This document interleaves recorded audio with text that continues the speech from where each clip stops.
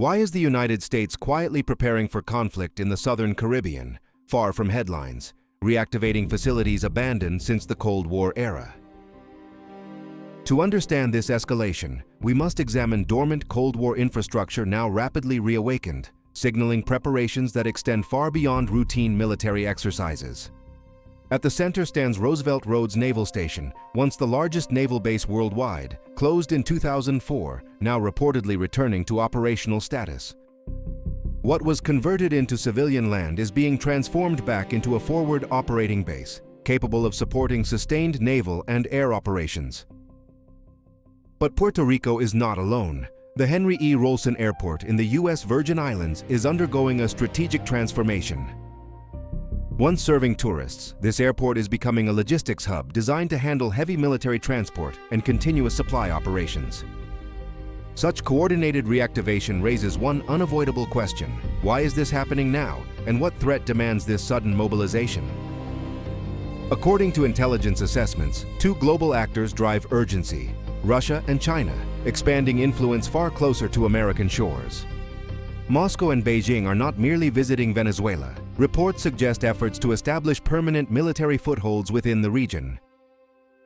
From Washington's perspective, this violates the Monroe Doctrine, a red line signaling external military presence in the Western Hemisphere. Geopolitics alone does not explain everything. Energy plays a decisive role, particularly Venezuela's oil exports and their global implications. Early indicators are already visible. U.S. Coast Guard helicopters have intercepted tankers, disrupting oil shipments leaving Venezuelan waters. Such actions are rarely symbolic. They represent economic pressure designed to weaken funding streams before conventional hostilities begin. These moves suggest a familiar pattern: isolation first, control second, and force only after alternative levers are exhausted. With forward bases reactivated, logistics secured, and pressure applied, the operational framework quietly takes its final shape. This is not preparation for patrols. It is preparation for sustained operations requiring proximity, speed, and overwhelming coordination. Every indicator points toward deliberate intent, where timing matters more than announcements and silence becomes a strategic asset. As infrastructure awakens across the Caribbean, the question is no longer if plans exist, but how far they are prepared. If an operation unfolds, naval assets already positioned near Puerto Rico reveal a carefully assembled sequence designed for dominance, not deterrence alone. At the forefront stands an Arleigh Burke-class destroyer, USS Jason Dunham, serving far beyond its traditional guided missile role. This vessel functions as an electronic warfare platform, capable of jamming communications and blinding coastal radar networks during initial engagement phases. By disrupting coordination, confusion spreads before any visible strike occurs, shaping the battlefield while remaining largely invisible to observers. Providing protection is USS Stockdale, another destroyer equipped with advanced Aegis missile defense systems designed to counter retaliation. Its primary mission is defensive dominance, intercepting anti-ship missiles before they threaten fleet concentration or logistical assets. Yet defense alone suggests blockade. The presence of amphibious assault vessels signals intentions extending well beyond containment. The USS Iwo Jima is engineered not for patrol, but for delivering Marines directly onto contested shores. Such ships are unnecessary unless planners anticipate ground operations, where territorial control becomes operationally decisive. The operational envelope expands southward. Trinidad and Tobago quietly enable closure of critical maritime corridors behind Venezuela.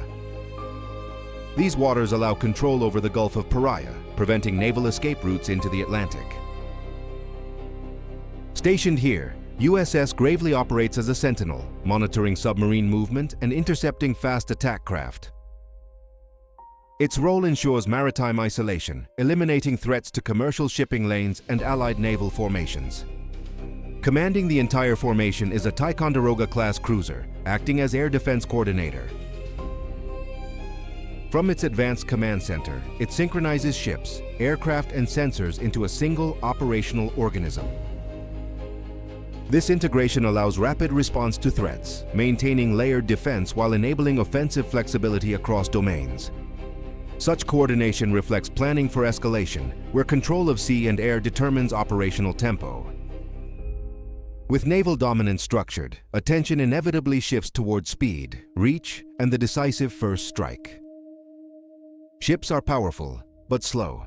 The first decisive pressure arrives from the air, where distance vanishes and timelines collapse quickly without warning signs. B-52 Stratofortress bombers need no Caribbean runway. They can launch from the mainland, release cruise missiles, then return untouched in a single sortie. That standoff range keeps crews safe, but it also signals pre-planned targeting, mapped long before the public notices through rehearsed routes and timing. For faster, sharper strikes, B-1 Lancer bombers can sprint at low altitude, hitting hardened sites before alarms propagate across radar gaps at night. But tactical air power needs proximity. That is why Roosevelt Roads matters. It places fighters minutes from Venezuelan airspace with maintenance, fuel, and munitions. Reactivated aprons, hangars, and storage areas turn a civilian landscape into a surge platform, optimized for high sortie rates under strict operational security. Above the battle space, MQ-9 Reapers can loiter for hours, watching roads, coastlines, and launch sites for movement using electro-optical sensors and persistent radar. Their purpose is not spectacle, it is detection, tracking mobile launchers, and cueing precise engagements the moment patterns change under predefined engagement rules. F-35 fighters play the door-kicker role, penetrating contested airspace quietly and targeting air defense batteries that protect key corridors with stealth shaping and sensor fusion. Once those systems are suppressed, follow-on aircraft operate with reduced risk, expanding strike options and tightening the operational net over coasts and cities. V-22 Osprey tiltrotors add speed and reach, launching from ships and bases to insert teams far inland across mountains, jungle edges, and rivers.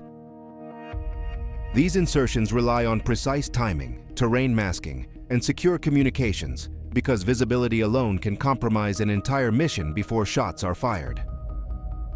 To keep jets on station, KC-130 tankers orbit near the zone, feeding fuel through mid-air refueling tracks so sorties can last for hours.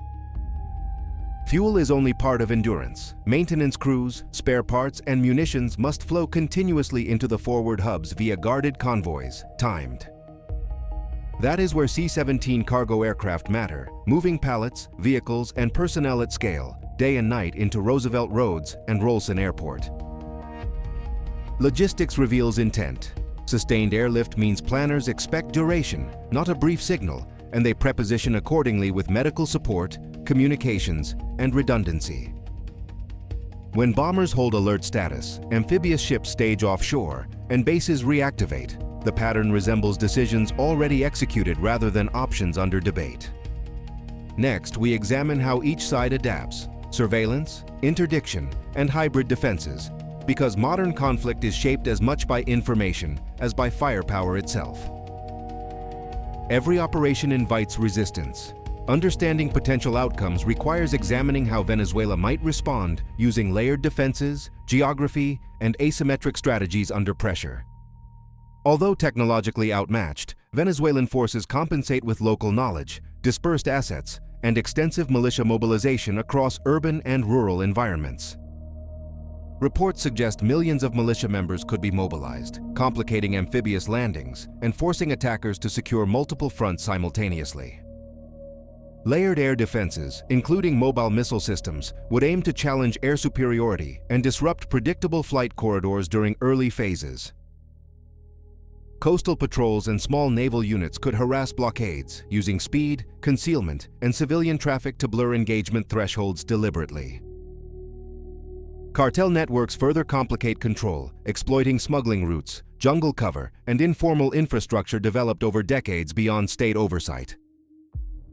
From Washington's perspective, the strategy combines surveillance, interdiction, and selective strikes to degrade response capacity without immediate nationwide occupation.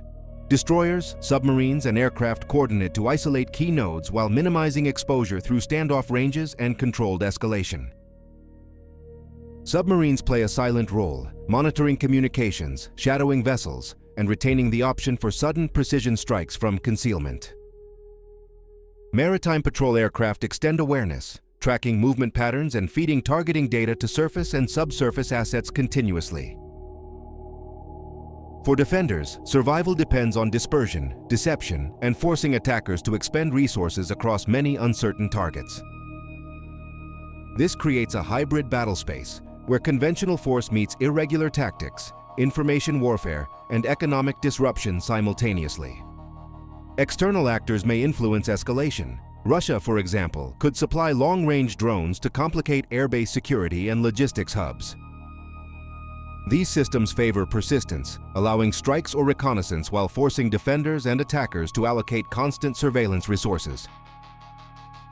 Any confrontation, therefore, unfolds gradually, shaped by information dominance, logistics endurance, and the management of political thresholds. Rather than a single decisive battle, observers should expect phased pressure, pauses, adjustments, and renewed actions over time. This ambiguity is intentional, keeping adversaries uncertain, allies aligned, and decision space flexible under rapidly changing conditions. In modern conflict, preparation speaks louder than declarations, and the quiet movement of assets often reveals decisions already made. What happens next is never announced. If you want to understand the moves before they surface, like this video, subscribe, and keep watching closely.